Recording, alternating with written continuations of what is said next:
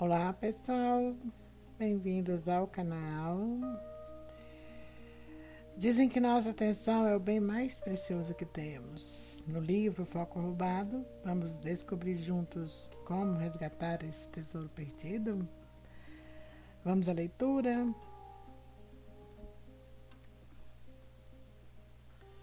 Hoje com a força número 5. A disrupção da divagação mental. Há mais de 100 anos, persiste uma imagem, uma metáfora, que mais que todas as outras dominou o pensamento dos especialistas a respeito da atenção. Imagine o Hollywood Bowl lotado de dezenas de milhares de pessoas rindo aos empurrões e aos gritos enquanto se acomodam e aguardam o show. Então, de repente, as luzes se apagam e acende-se um holofote no palco. Ele ilumina um indivíduo, Beyoncé, ou Britney, ou Bieber. De repente, cessa toda a falação e a balbúrdia e o foco se fecha em uma pessoa que exibe seu impressionante poder. Em 1890, o fundador da moderna psicologia norte-americana, William James, escreveu no mais influente texto já escrito, pelo menos no mundo ocidental, sobre o assunto que todo mundo sabe o que é a atenção. A atenção, disse ele, é um holofote. Dito de outro modo, é quando Beyoncé aparece sozinha no palco e todos os demais à sua volta dão a impressão de desaparecer. O próprio James também mencionou na época outras imagens, e os psicólogos têm tentado outras maneiras de pensar a respeito. Mas, desde então, o estudo da atenção tem sido basicamente o estudo do holofote. Essa imagem, percebi isso quando parei para pensar no assunto, também dominava a minha maneira de encarar a atenção. Ela costuma ser definida como a capacidade de uma pessoa atentar seletivamente para algo no ambiente. Portanto, quando eu dizia estar disperso, era por não ser capaz de concentrar meu holofote naquela coisa em que eu queria pôr foco. Quero ler um livro, mas a luz da minha atenção não deixa de iluminar meu celular, ou as pessoas que estão conversando na rua do lado de fora, ou minhas ansiedades em relação ao trabalho.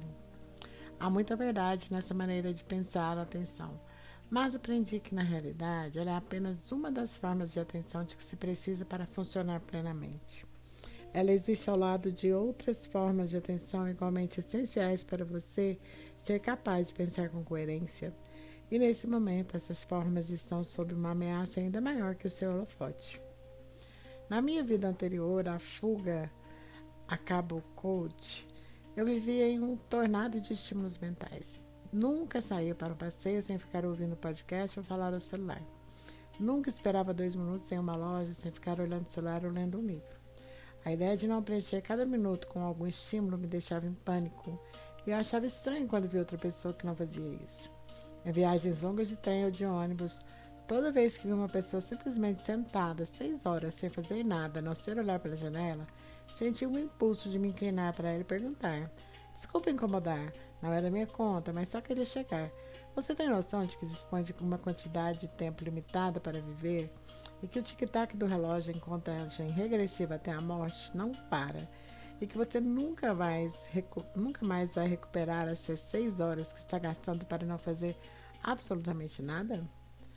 E quando estiver morta, estará morta para sempre? Sabe que é assim, não é?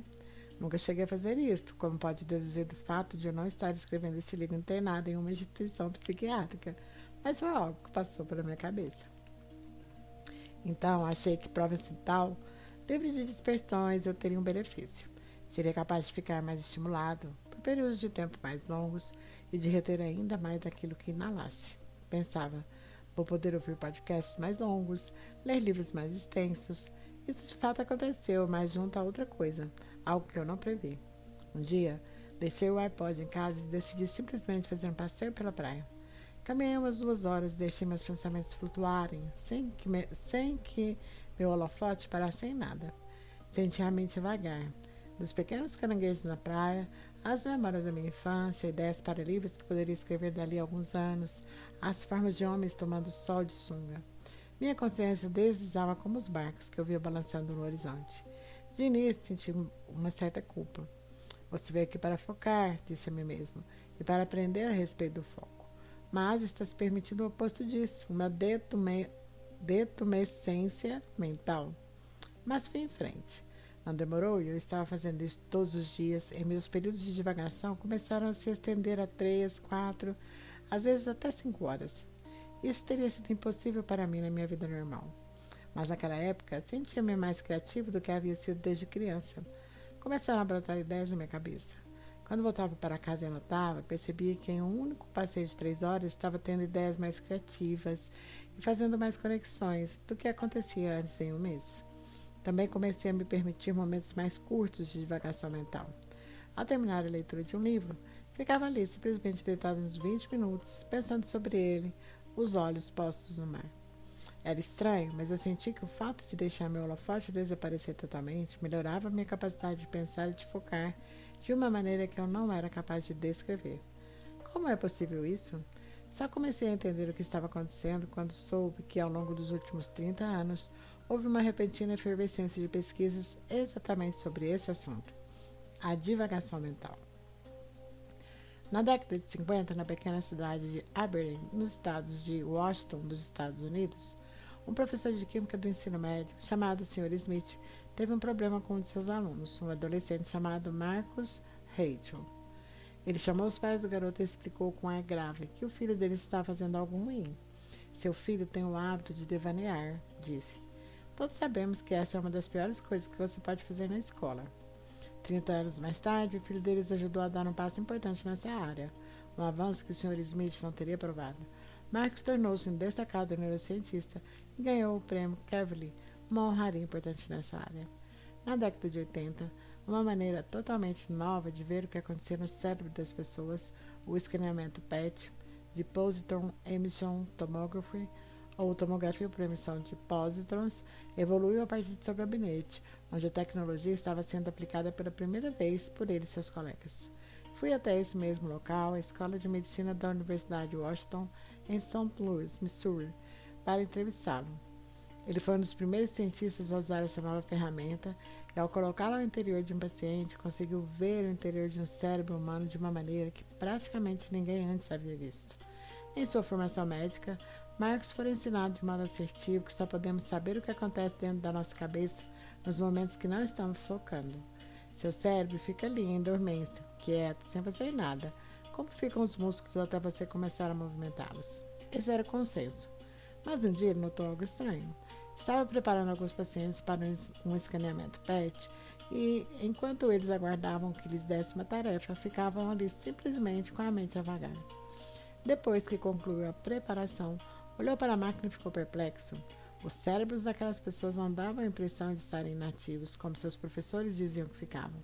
A atividade havia passado de uma parte do cérebro a outra, mas ele estava ainda em alta atividade. Surpreso, Marcos começou a estudar isso em detalhe. Denominou aquela região cerebral que fica mais ativa quando você acha que não está fazendo muita coisa de rede de modo padrão. E ao estudar isso melhor, analisando os cérebros das pessoas quando parecem não estar fazendo nada, ele conseguiu visualizar fisicamente que essa região ficava iluminada nos scans cerebrais. Enquanto observava, Marcos comentou: "Meu Deus, lá estava ela, a coisa toda. Foi simplesmente impressionante." Foi uma mudança de paradigma em relação àquilo que os cientistas acreditavam ocorrer dentro de nossos cérebros e desencadeou ao redor do mundo uma explosão de pesquisas científicas sobre dezenas de tópicos. Um desses tópicos gerou um repentino surto de interesse nos aspectos científicos da divagação mental, a fim de saber o que acontece quando nossos pensamentos fluem livremente, sem nenhum foco imediato para ancorá-los. Conseguimos nessa hora ver que algo está acontecendo? Mas o que? Conforme o debate prosseguiu ao longo das décadas, alguns cientistas passaram a achar que a rede de modo padrão é a parte do cérebro que fica mais ativa durante a divagação mental, enquanto outros divergiam fortemente. O debate persiste. Mas os achados de Marcos criaram uma onda de pesquisa científica sobre a questão. Por que nossas mentes divagam e que benefícios isso pode produzir? Para entender melhor, fui a Montreal, no Quebec, Canadá, entrevistar Nathan Spring, professor de neurologia e neurocirurgia na Universidade McGill, e também até York, na Inglaterra, Entrevistar Jonathan Smallwood, professor de psicologia na universidade local. São duas das pessoas que têm estudado essa questão com maior profundidade. É um campo relativamente novo da ciência, portanto, algumas de suas ideias básicas ainda são bastante contestadas, e mais coisas serão esclarecidas nas próximas décadas. Mas, nessas dezenas de estudos científicos, eles descobriram, a meu ver, 3 eventos cruciais que ocorrem durante a divagação mental. Primeiro, você está lentamente tendo noção do mundo. Jonathan deu um exemplo. Quando se lê um livro, exatamente como você está fazendo agora, é óbvio que põe foco nas palavras e frases individuais, mas há sempre uma pequena parte de sua mente que fica vagando. Você fica pensando em como essas palavras se relacionam com a sua própria vida. Pensa também como se essas frases se relacionam com o que eu disse nos capítulos anteriores. Pensa no que talvez eu diga em seguida, divaga, podendo até achar aquilo que estou dizendo que tem muitas contradições, ou que tudo fará sentido no final. De repente, até acessa uma memória da infância ou algo que viu na TV na semana passada. Você junta as diferentes partes do livro a fim de ter uma ideia do tema principal, disse ele. Isso não é uma falha da sua leitura, isso é a leitura. Se não deixasse sua mente vagar um pouco, nesse exato momento você não estaria realmente lendo este livro de uma maneira que fizesse sentido para si. Ter espaço mental suficiente para divagar é essencial para que seja capaz de entender um livro. Isso vale não só para a leitura, vale para a vida. Um pouco de divagação mental é essencial para que as coisas façam sentido. Se você não fosse capaz disso, Jonathan disse, então muitas outras coisas seriam desperdiçadas. Ele descobriu que quanto mais se deixa a mente devagar, melhor se torna em definir metas pessoais organizadas, em ser criativo e tomar decisões pacientes, de longo prazo. Você será capaz de fazer essas coisas melhor se deixar sua mente vagar e, de maneira lenta, inconsciente, tomar pé do sentido da sua vida. Em segundo lugar, quando sua mente vaga, faz novas conexões entre as coisas, o que muitas vezes produz a solução para os seus problemas. Como Nathan me explicou, acho que o que acontece é que, quando há questões não resolvidas, o cérebro tenta fazer as coisas se encaixarem, desde que se dê espaço para que isso seja feito. Ele citou um exemplo famoso. Henri Poincaré, um matemático francês do século XIX, estava às voltas com um dos problemas matemáticos mais difíceis e havia concentrado seu holofote em todas as minúcias do problema durante anos, sem chegar a nenhum resultado. Então, um dia, quando estava em viagem, de repente, na hora em que entrava em um ônibus, a solução apareceu em sua mente como um flash. Foi só quando desligou o holofote de seu foco e deixou a mente vagar à vontade que ele conseguiu conectar as peças e finalmente resolver o problema. Na realidade, quando você examina a história da ciência e da engenharia, muitos dos grandes avanços não aconteceram no período em que havia foco. Aconteceram quando a mente divagava. A criatividade não é quando você cria alguma coisa nova que emerge de seu cérebro, Nathan disse. É uma nova associação entre duas coisas que já estavam ali. Devagar possibilita que linhas de pensamento mais extensas se desenvolvam, o que permite fazer mais associações. Henri Poincaré não teria chegado à sua solução se tivesse continuado com o foco centrado num problema matemático que estava tentando resolver, ou se tivesse ficado totalmente disperso. Foi preciso haver essa divagação mental para levá-lo até a solução. Em terceiro lugar, disse Nathan, durante a divagação sua mente envolve-se em uma viagem mental no tempo, quando perambula pelo passado para tentar prever o futuro. Liberta das pressões de pensar com foco estreito a respeito daquilo que está bem à sua frente, sua mente começa a pensar no que poderia acontecer em seguida e, portanto, ajuda a prepará-lo para isso. Até ter contato com esses cientistas, eu achava que a divagação mental, a qual me dedicava tanto em provas e tal, e com muito prazer, era o oposto da atenção e por isso me sentia culpado ao me entregar a ela. Mas percebi que estava equivocado. Trata-se, na verdade, de uma forma diferente de atenção e muito necessária. Nathan contou que quando reduzimos nossa atenção ao holofote para focar em apenas uma coisa, isso exige certa largura de banda, e quando desligamos o holofote ainda estamos na mesma largura de banda, só que conseguimos alocar mais desses recursos para outras maneiras de pensar. Portanto, não é que a atenção necessariamente diminua, ela só se desloca para outras formas de pensamentos cruciais. Compreendi, então, que isso era algo que desafiava como fui criado a encarar a produtividade. Tenho a sensação instintiva de ter cumprido um bom dia de trabalho quando fico sentado no meu laptop com o holofote focado em digitar palavras e no final tenho alguma sensação de orgulho puritano com a minha produtividade. Toda a nossa cultura é moldada em torno dessa crença. Sua chefe quer ver sentado na mesa todas as horas do dia. Para ela, trabalhar isso. Essa maneira de pensar é implantada em nós desde muito cedo, quando, como ocorreu com Marcus Haeckel, somos repreendidos na escola por ficar devaneando. É por isso que nos dias em que ficava simplesmente perambulando, sem rumo, pelas praias de Provençal, não me sentia produtivo. Acreditava estar sendo negligente, preguiçoso, me acomodando. Mas Nathan, depois de estudar isso, descobriu que, para sermos produtivos, não podemos visar apenas estreitar o holofote o máximo possível. Ele disse: eu tento fazer todo dia um passeio e simplesmente deixar a mente escolher as coisas. Não acho que o pleno controle consciente dos nossos pensamentos seja necessariamente a maneira mais produtiva de pensar. Acho que padrões soltos de associação podem levar a um insight único. Marcos concorda. Focar naquilo que está bem à sua frente, disse ele, dá a você um pouco da matéria bruta que precisa ser digerida, mas a certa altura é preciso se distanciar um pouco disso. Ele advertiu. Se ficamos apenas freneticamente correndo por aí, focando apenas no mundo exterior, perdemos a oportunidade de deixar o cérebro digerir o que está acontecendo. Enquanto ele dizia isso, eu pensei nas pessoas que observava no trem, que ficavam horas seguidas olhando para fora da janela. Eu silenciosamente julguei-as improdutivas, mas agora entendi que podiam estar sendo mais produtivas que eu, naquele frenesi de fazer anotações em um livro atrás do outro, sem reservar um tempo para descansar e digerir. A criança na sala de aula que fica olhando pela janela, devaneando, pode estar tendo o mais útil dos pensamentos. Pensei de novo em todos os estudos científicos que havia lido a respeito de como passamos o tempo todo alternando tarefas e compreendi que na nossa cultura atual, na maior parte do tempo, nós não estamos focados, mas tão pouco estamos divagando. Ficamos em uma perpétua superficialidade, num zum insatisfatório. Nathan assentiu quando perguntei sobre isso e disse que está sempre tentando descobrir como fazer para que seu celular pare de enviar notificações sobre coisas que ele não está querendo saber.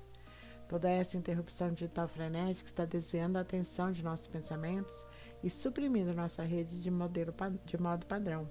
Estamos nesse ambiente de constante estímulo, presos a esses estímulos, passando de uma dispersão a outra.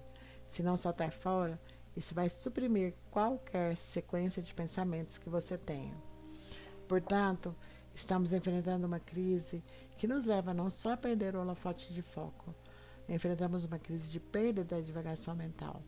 Juntas, elas degradam a qualidade do nosso pensamento. Sem divagação mental, temos maior dificuldade para captar o sentido do mundo. E nesse estado bagunçado de confusão que se cria, ficamos ainda mais vulneráveis à fonte de dispersão que virá em seguida. Quando entrevistei Marcus Haeckel, responsável pelo grande avanço que abriu toda essa área da ciência, ele acabara de sair do ensaio de uma orquestra sinfônica. Aos 80 anos, era oboísta e a peça que mais gostava de executar era a Nona Sinfonia de Dvorak. Se quiser refletir sobre o próprio ato de pensar, ele me disse, deve vê-lo como uma sinfonia. Você tem primeiro e segundos violinos, violas, violoncelos, contrabaixos, madeiras, metais, percussão. Mas ela opera como um todo. Ela tem ritmos. Você precisa de espaço em sua vida para o holofote do foco. Mas ele sozinho seria como um solista de oboé em um palco vazio, tentando tocar Beethoven. Precisa de divagação mental para ativar os outros instrumentos e produzir a mais encantadora das músicas. Eu achava que tinha ido à Provençal aprender a focar. Compreendi que, na verdade, estava aprendendo a pensar. E isso exigia bem mais que o holofote do foco. Nas longas caminhadas, nas quais procurava agora dispensar quaisquer dispositivos, passava muito tempo refletindo sobre a metáfora de Marcos. Há poucos dias, fiquei pensando se seria possível levá-la ainda mais adiante. Se pensar é como uma sinfonia que exige todos esses diferentes tipos de pensamento, no presente momento, o que houve é que o palco foi invadido. É como se uma daquelas bandas de heavy metal acabasse tomando o palco e estivesse berrando na frente da orquestra. E, no entanto, conforme me aprofundei na pesquisa sobre divagação mental, Descobri que é uma exceção ao que eu acabei de explicar, e é uma exceção e tanto. Na realidade, é uma exceção que você provavelmente já experimentou. Em 2010, dois cientistas de Harvard, o professor Dan Gilbert e o Dr. Matthew Killingsworth, desenvolveram um aplicativo para estudar como as pessoas se sentem ao fazer uma série de atividades cotidianas, como ir e voltar do trabalho, ver TV e se exercitar. O aplicativo enviava mensagens aleatórias às pessoas que perguntavam: o que você está fazendo agora? Então eu pedi que avaliassem o que estavam fazendo. Uma das coisas que Dan e Matthew rastrearam foi a frequência com que as pessoas se viam divagando, e o que elas descobriram foi surpreendente diante de tudo que acabei de aprender. Em geral, quando as pessoas divagam em nossa cultura, avaliam que estão menos felizes do que quando realizam praticamente qualquer outra atividade. Por exemplo, até trabalho doméstico é associado a níveis mais altos de felicidade. Eles concluíram: uma mente divagante é uma mente infeliz. Pensei muito nisso. Considerando que já se demonstrou que a divagação mental tem muitos efeitos positivos, por que ela nos faz sentir mal com tanta frequência? Há uma razão. A divagação mental pode facilmente virar ruminação. A maioria de nós já deve ter sentido isso em algum momento. Se você para de focar e deixa sua mente solta, acaba acumulando um monte de pensamentos estressantes. Relembrei vários momentos da minha vida antes de ir para Provincetown. Quando sentava naqueles trens, com a minha mente cacarejando, vendo aquelas pessoas que olhavam para fora da janela enquanto eu trabalhava e trabalhava e trabalhava feito um louco, qual era meu estado mental? Muitas vezes, como constatava agora, eu estava com alto nível de estresse e ansiedade. Qualquer tentativa de relaxar minha mente teria permitido que esses maus sentimentos a inundassem. Em Provincetown, ao contrário, eu não tinha estresse, sentia-me seguro. Portanto, minha divagação mental podia flutuar livremente e ter sua atuação positiva. Em situações em que haja pouco estresse e você sinta segurança, a divagação mental é uma dádiva, um prazer e uma força criativa. Em situações de alto estresse ou perigo, a divagação é um tormento. Na praia que fica no centro de Provincetown, bem perto da longa faixa da Commercial Street, há uma cadeira azul de madeira, como cabente grande, voltada para o mar. Deve ter 1,5 metro de altura, como se acordasse a chegada de um gigante. Muitas vezes, ao anoitecer, eu sentava nessa cadeira, parecendo pequeno, e conversava com pessoas com as quais havia feito amizade na cidade. Às vezes, nós ficávamos em silêncio, apenas vendo a mudança de luminosidade. A luz em Provincetown é diferente da luz de qualquer lugar que eu já tenha visitado. Você está em uma estreita faixa de areia no meio do oceano, e quando senta nessa praia, fica voltado para o leste. O sol se põe atrás de você a oeste, mas a luz dele flui sobre a água à sua frente e reflete de volta sobre o seu rosto. A impressão é que está inundado pela luz decrescente de dois poentes. Observei isso junto às pessoas que conhecia e me senti radicalmente aberto, a elas, ao sol, ao oceano. Um dia, umas 10 semanas após minha chegada a Provincetown, eu estava sentado sozinho na casa do meu amigo Andrew, com um dos seus cachorros, Bowie, a meus pés. Em um romance, de vez em quando olhava o mar, quando notei que Andrew deixara seu laptop em cima de uma cadeira, aberto e iluminado. Na tela havia um navegador de internet. Não tinha senha, ou seja, a World Wide Web estava toda reluzente à minha disposição. Você pode entrar na internet agora, pensei. Pode procurar o que quiser, suas redes sociais, seu e-mail e as notícias. O pensamento me fez sentir mal e me obriguei a ir embora da casa de Andrew. Mas o relógio continuou sua contagem regressiva. E não demorou para eu perceber que me restavam apenas 2 semanas. Sabia que teria de entrar online para reservar um hotel no meu regresso a Boston. Na biblioteca de Provincetown há uma pequena bancada com 6 computadores para o uso dos frequentadores. Eu já havia passado por eles várias vezes e desviado o olhar, como se fosse um banheiro químico, cujo portal alguém acidentalmente se esquecera de fechar. Entrei na internet e em 2 minutos reservei um hotel e então abri meu e-mail. Imaginei ter alguma ideia do que estava prestes a acontecer. Na minha vida normal, costumava ficar cerca de meia hora por dia lidando com e-mail, dividido entre a manhã e a noite. E algumas vezes bem mais tempo que isso. Então, calculei que no tempo em que me isolara, deveriam ter se acumulado umas 35 horas de e-mails, que agora eu teria que examinar ao longo dos próximos meses até recuperar o atraso. Quando me isolei, deixei uma resposta automática informando que ficaria totalmente incomunicável. Mas não queria fazer isso. Só de imaginar já ficava cansada. Então aconteceu algo estranho. Abri minha caixa de entrada com certo nervosismo e fiz um voo rasante pelos e-mails. E praticamente não havia nada interessante ali. Em 2 horas tinha visto tudo. O mundo aceitara minha ausência com indiferença. Compreendi que e-mail gera e-mail e se você simplesmente para, a coisa também cessa. Gostaria de dizer que me senti tranquilo e aliviado com isso. Na verdade, senti como uma afronta, como se meu ego tivesse sido espetado com uma agulha de tricô. O fato é que, como entendi então, toda aquela atmosfera maníaca, aquelas demandas todas sobre o meu tempo, me faziam sentir importante. De repente, tive o impulso de enviar um monte de e-mails para receber e-mails de volta, para me sentir necessário de novo. Cliquei no meu feed do Twitter. Eu tinha exatamente o mesmo número de seguidores da hora em que me ausentaram. Minha ausência havia sido totalmente ignorada. Saí andando da biblioteca e voltei às coisas que me haviam nutrido em Provincetown. Longos trechos de escrita botaram de mim. O oceano lavava meus pés. Meus amigos sentaram comigo e conversamos a noite toda. Tentei esquecer a ferida do meu ego. No meu último dia em Provincetown, peguei um barco até Long Point, a ponta mais extrema do Cabo Cod, uma crista amarela de areia e mar. Ali, pude olhar de volta e ver o lugar inteiro onde passara meu verão, estendendo-se do monumento aos peregrinos até Hownes. Foi uma sensação peculiar, ver os limites do meu verão em um único vislumbre do horizonte. Senti-me mais tranquilo e centrado do que já me sentira na vida. Você não pode simplesmente voltar e viver do jeito que costumava viver, disse a mim mesmo, sentado à sombra do farol. Não é difícil. Este verão lhe mostrou como fazer isso. Eu havia cumprido meu pré-compromisso ao me isolar. Você pode mostrar pré-compromisso em sua vida cotidiana agora. Já tem as ferramentas. No meu laptop tem um programa chamado Freedom.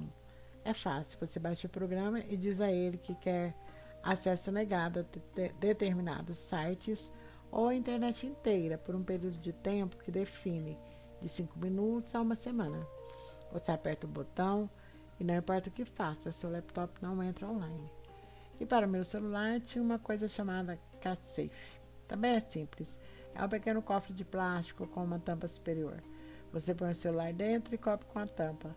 E então gira o dial para determinar por quanto tempo quer ter seu celular trancado ali. Então já era. Fica trancado mesmo. De modo que se quiser tirá-lo dali, terá que arrebentar o cofrinho a marteladas. Usando esses 2 recursos, disse a mim mesmo, você pode recriar provas de onde quer que esteja. Pode usar o celular e a parte da internet do seu laptop, talvez por 10 ou 15 minutos por dia. Naquela noite, dei um destino à pequena montanha de livros que havia lido e embarquei na balsa para Boston. Tive um enjoo violento na viagem de volta e senti isso como uma metáfora de como me sentia em relação à volta para o mundo online. Recuperei o celular com minha amiga no dia seguinte e deitei na minha cama de hotel, olhando para o telefone. Ele me parecia extremamente exótico agora. Até mesmo a fonte Apple parecia pouco familiar. Dei uma olhada rápida nos ícones, procurando os vários programas e sites. Vi as mídias sociais e pensei que não queria aquilo. Mas passei pelo Twitter e senti como se tivesse pisado em um cupinzeiro. Quando dei por mim, havíamos passado 3 horas. Deixei o celular de lado e fui comer. Ao voltar, as pessoas já haviam começado a responder meus e-mails e mensagens e um pouco a contragosto, senti um pequeno eflúvio de afirmação.